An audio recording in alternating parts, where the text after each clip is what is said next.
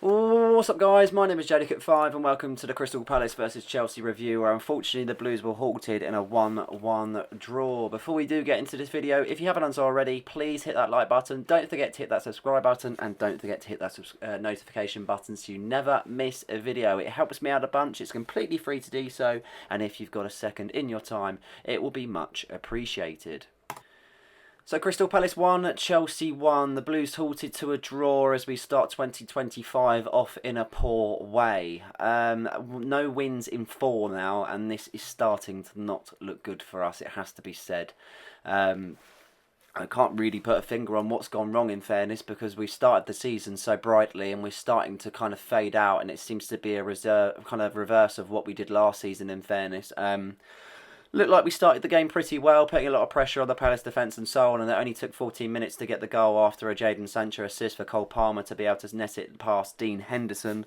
The stupid thing about it is when we start games like that and you think in 14 minutes we've already been able to pick up one goal, you think we'd be able to kind of pounce on that and really kind of go with the momentum of the game and so on, but we just don't, and that's what the problem is. We just don't seem to kill off games. I think we've conceded so many goals after the 75th minute, and I don't know if that's down to game management. I don't know if that's down to what. I'm not too sure if that's the players, Enzo and Maresca. I can't say. Nobody really knows, in fairness.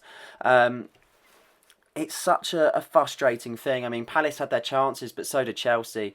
We really could have put the game to bed before Jean-Philippe Mateta did get a goal in the 82nd minute, thanks to the efforts of Eze getting the assists.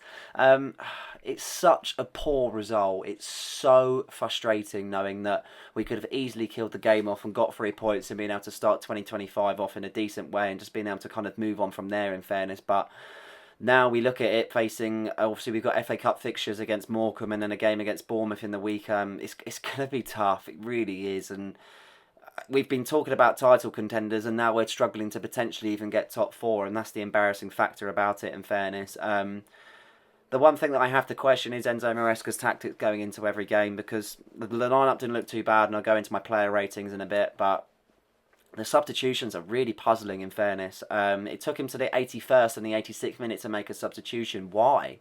We've got players on the bench. Use them. They're clearly not working. If it's 1-0 at this point in time, you need an injection of something to be able to get yourself over the line. And it just doesn't happen. He made a substitution 1 minute before the goal and he made a substitution 4 minutes after it. That's not going to make any impact. It's as simple as that. You cannot expect players to be on the pitch for a matter of 10 minutes and all of a sudden perform. It's not going to happen whatsoever. He was questioned in his press conference to why he didn't make these changes, and he answered basically saying, "Who would you change it for?" And I don't like that response by any means whatsoever. It sounds very Guardiola-esque and it sounds very arrogant towards the journalist itself. But we've got a lot of work to do, and it feels like we've got to go back to basics, and we've really taken a few steps forward and many steps back in the performances that we've displayed, and we haven't faced anyone special in between it either, which is the worrying factor. If we were to have faced a decent side, what would have happened?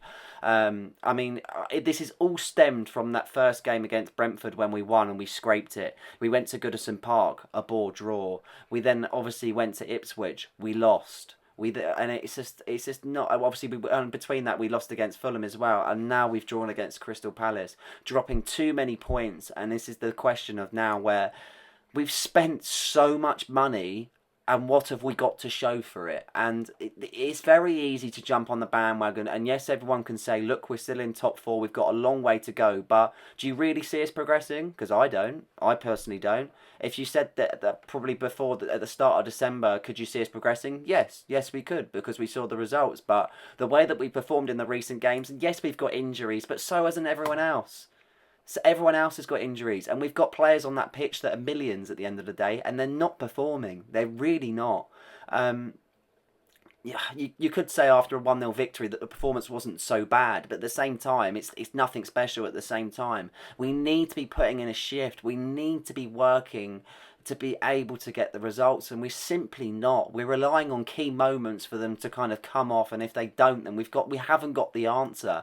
The defending and the clean sheets is such a worry. We cannot keep a clean sheet.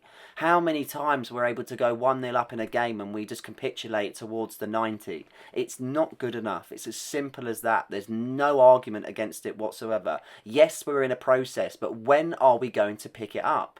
Because if we do capitulate, we're just going to go further down the table and everyone else around us is just getting better. Or in January, we don't have a centre-back. I know Josh Akupon played today and he had a very good game. But we've got no backup whatsoever. We've got no backup in the midfield. He doesn't want to use the attackers that we've got because he keeps playing the same players week in, week out. Jackson's had a fairly good season so far with 9 goals, but it hasn't seemed to be able to kind of, in these most recent games, he's gone missing. He had plenty of chances today, and he couldn't hit a barn door. It's as simple as that. It's not good enough, it hasn't been good enough, and it needs to change. Otherwise, if it doesn't, we are going to be in a massive, dire strait. It's as simple as that. I mean, the game against Morecambe should be very simple, and if we get a result, then there's no point getting our hopes up because we're facing a League 2 side at the end of the day. But we've got a game against Bournemouth after that, and they've been in fine form recently. There's no reason why they can't come to the bridge and get a result because they've done it before and they'll do it again. It's as simple as that, and that's the worrying factor. And our fixtures are only going to get harder. That's the annoying thing. Games like these, and I know December's a hard period because you've got games going forward and things like that, but games like these are so winnable, it's unbelievable. I mean, you even look at our next lot of fixtures. We've got Bournemouth, we've got Wolves. They're winnable games in fairness, but then we go to the Etihad. They're picking up form. We've got West Ham at home, Brighton away, Villa away. Hard games. And if we're not being able to get over the line against the teams that we've already faced, and there's no reason why we're not going to be able to do it this game again in the games that we're facing now. It's very strange how all of a sudden the motions have flipped and we're not playing the football that we've played. Yes, that we've had some games that we've won and we've kind of scraped it, but that's what winners do. If we're not able to get over the line, even if we put in a poor shift in, then there needs to be a lot of talk. Don't get me wrong, the expectations were high with what we've been able to achieve at the start of the season, but we're not asking for much in that way. I don't expect us to win the title. We're never going to win the title. We're not good enough. But at the same time, when you've played 4 against Everton, Fulham, Ipswich and Palace, and you're only telling me that we've picked up 2 points in them 4 games, then there's something going wrong. There really is. But I hope that can change. Maybe the game against Morecambe might give them a bit of a G-up, knowing that we can score some goals, but I don't expect it to be pretty at the same time. And it's going to be testing against Bournemouth, it has to be said, because I feel like every team, I mean, even Ollie Glasner said today, or before the game, sorry, that we're not a flexible side, which we're not. We don't seem to be able to kind of change with the storm that we're kind of that's weathering at this moment in time. We seem to just, we either go really good or really poor. And it's very difficult to see why, but yeah, I'm not saying sign a load of players in January because that never works at the end of the day. We've been there, done it, and it doesn't work. It's not going to work whatsoever. We could probably do with a centre-back in fairness because we haven't got the backup. But at the same time, if that's going to happen, I'm not really too sure. It's just whether we're able to kind of pick ourselves up and go again. But let's get into the player ratings and we'll talk about each and every individual performance today.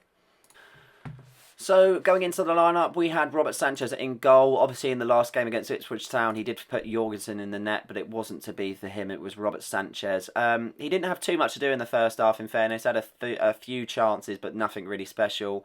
The second half, he made some top saves, in fairness, and kept us in it. And I'd not been one to back him up by any means whatsoever, but at the same time, people need to stop getting on his back when there's others that are doing so much more poorly. His distribution is poor, there's no doubt about that whatsoever, but the shot stopping in his game was superb today, and without it, we could have conceded many goals, and the defence were leaking so many opportunities against us today, and it's just not good enough. But in my opinion, I'd give Sanchez a 7.5 today, because he definitely kept us in the game, and without the shot stopping, it could have been so much more worse. Malagusto 6.5. I'm probably being kind saying that, in fairness. It just He is so poor at the moment, so poor. I don't know what has happened. He just looks so shaky. Every time we seem to be able to have a team, they put it down his side because they know there's a weakness.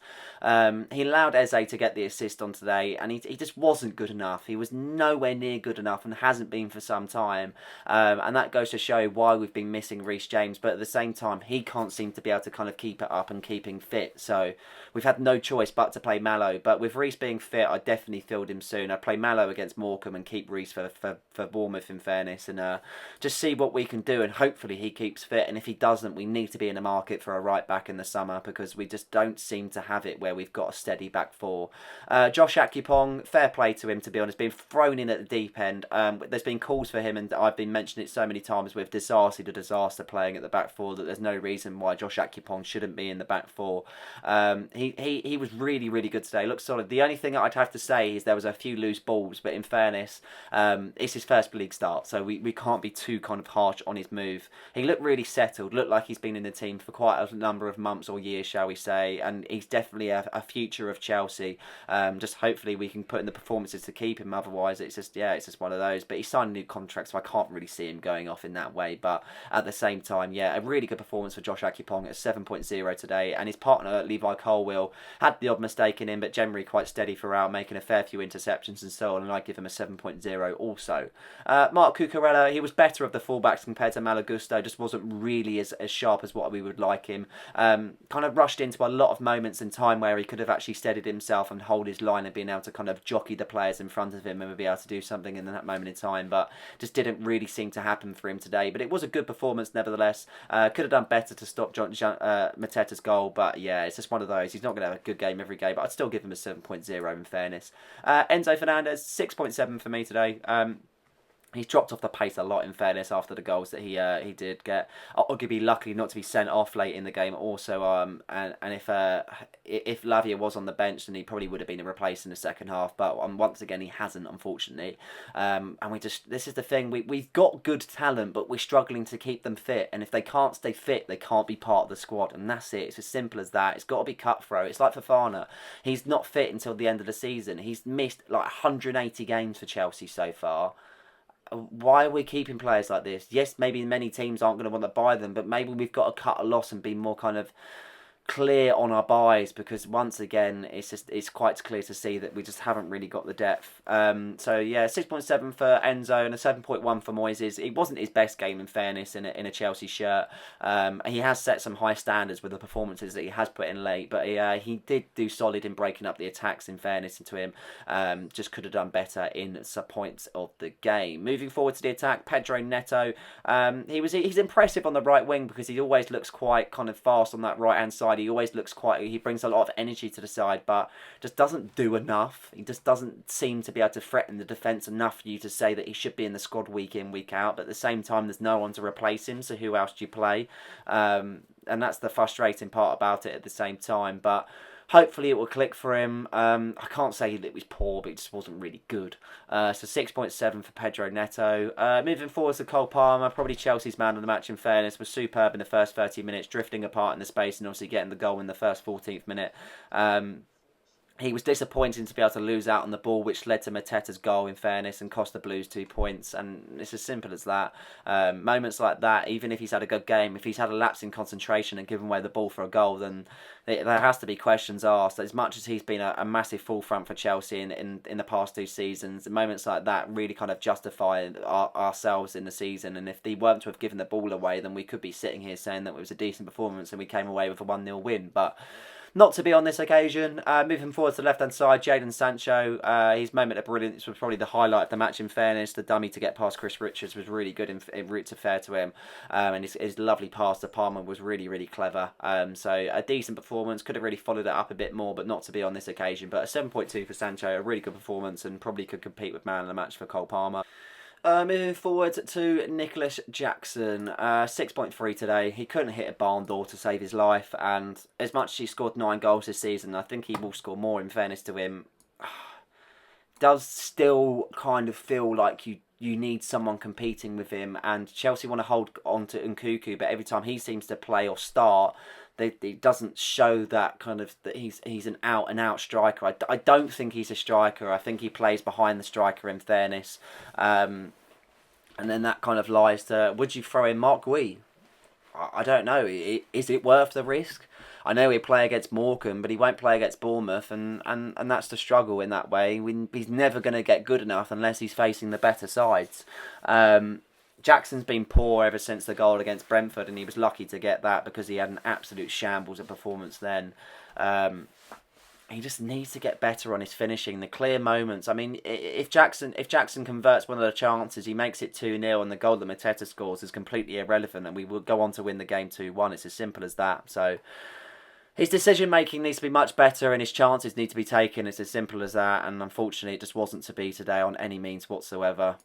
I know you look at it probably in some ways, and you look at the player ratings as a whole, and you think, you know what, we didn't have a bad game, and in some ways we didn't, but the result isn't good enough, and it's as simple as that. They can have a great game and have one lapse of concentration and lose out, and we've lost 2 points. And we could say we're being very harsh, but I think the frustration is probably lying with that we haven't had a win in 4 now. And if this continues, then we're only going to drop further down the table. I mean, Newcastle are breathing down our necks now, only 1 point in between us. And we obviously yet for the Arsenal result. I'm pretty sure they're going to grab a win against Brighton Hove Albion. They're currently actually 1-1 so far at the moment. I'm not too sure how that's going to end. This is at the moment where I'm voiceovering it, so they might lose out on points. But then it's whether Forest are going to lose out on points and so on. And it's going to be hard if we're going to keep dropping the amount of points we are. Then there's going to be a lot of questions around a lot of things, and then we're just going to go back to square one again. I hope that's not the case, because a lot of Chelsea fans thought we had our Chelsea back, but that's not the case at this moment in time. And you could say we're overreacting, because you could look at it and go, look, we're in a top 4 position. Yes, I think I can only base it off of the last 4 games. Our whole season as a whole hasn't been too bad. I'm only basing it off the last 4 games. The last 4 games haven't been good enough, and no one else can say any differently. And if you do, then I think you're looking at another team, because recently we have not been at the races whatsoever. But hopefully we can pick it up. We've got a game against Morecambe, which is very winnable with a League 2 side facing, and then obviously that massive game against Bournemouth, and that makes it a huge game now, in fairness. But onwards and upwards, hopefully we can kind of turn a corner and just being able to kind of put this behind us and kind of look at it as a little blip in the season. But, well, we can only hope anyway. But that is it for this episode. I hope you guys have enjoyed this one. Please like and subscribe for more content, and don't forget to hit that notification button so you never miss a video. Cheers.